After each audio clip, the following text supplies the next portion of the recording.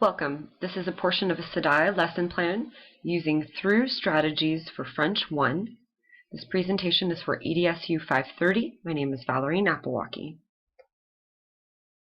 In this portion of the lesson, we will be touching on World Language Content Standards for California, including content. Students describe elements of daily life pertaining to foods, meals, and restaurants, and cultures. 1.2, recognize similarities and differences in the target cultures and between the students' own cultures. And 1.3, identify cultural borrowing. Bonjour classe. Yesterday we discussed some elements of haute cuisine. Here we see 3 plates we could find in an haute cuisine restaurant. The upper left-hand corner we see le crabe. Then across from it on the right, upper right-hand, we see a picture of le pâté. And below, a picture of le porc. And these are haute cuisine dishes. You can see the presentation of the plate is very artistic. Lots of color and thought went into it. Next, remember we also talked about cafe foods. So here are some pictures of some 3 typical cafe foods we would find in France. Of course, on the top we have une quiche. On the lower left hand, we'll see un croque-monsieur. In the lower right-hand corner, we see un sandwich au jambon. Now, yesterday we started reading They Don't Serve Fries with That.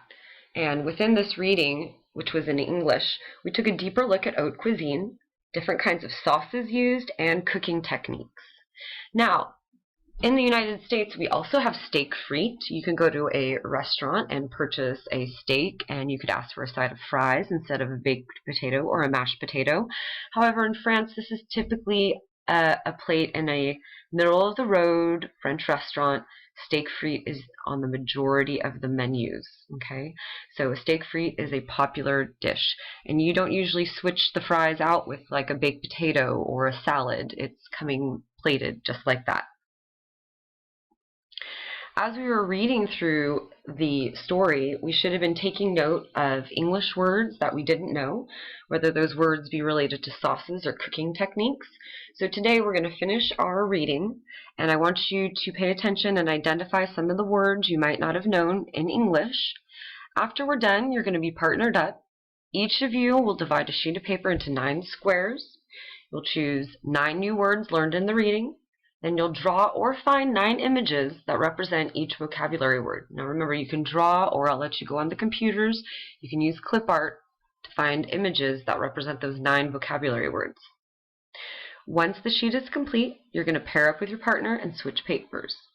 You'll quiz your partner using paraphrases that describe the vocabulary word represented in each picture, and hopefully your partner is going to be able to identify those words from the paraphrase and the picture. Students should be able to state each vocabulary word to his or her partner that's shown in the 9 squares. Here's an example. So class, let's take a few of these, and this is how we would want to do this. So here are 9 pictures, and I'm going to start off with a couple of paraphrases. We'll see if a few of you can identify some of these words. So let's start off with to pan fry in a small amount of fat. Is there anybody in class that can tell me which picture represents to pan fry and a small amount of fat, and what was the word that we learned in the reading? Okay, Elijah, go ahead. What is the word and the picture that represents to pan fry something? Very good. We have the green beans and garlic. That is called sautéing. Okay, we pan fry either vegetables or even meats in a small amount of fat in a skillet. Okay, let's take another one. A clear sauce or broth. Who can tell me which picture represents and what is the vocabulary word for a clear sauce or broth? Emma. All right, Emma, perfect. Yes, consommé. Very good. Consommé, French word, but we also use it in English, and it is a light sauce or broth that could be used in a soup, okay, and it is clear in color. Excellent. Consommé. Okay. Okay, let's take one more. Let's see.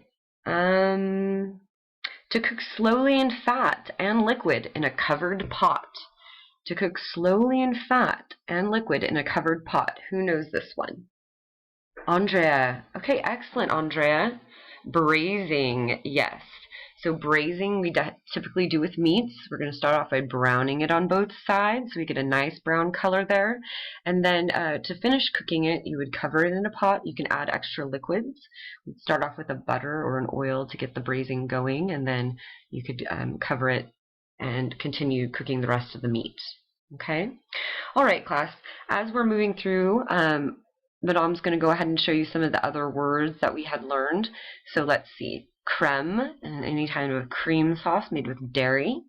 Next we have roasting, which is a way to cook meats or vegetables in an oven or open fire.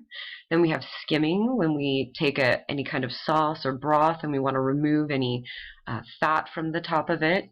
Next we have truffles, which are a common typical chocolate dessert. Then hollandaise sauce, and we know hollandaise sauce, you can get that on an Eggs Benedict.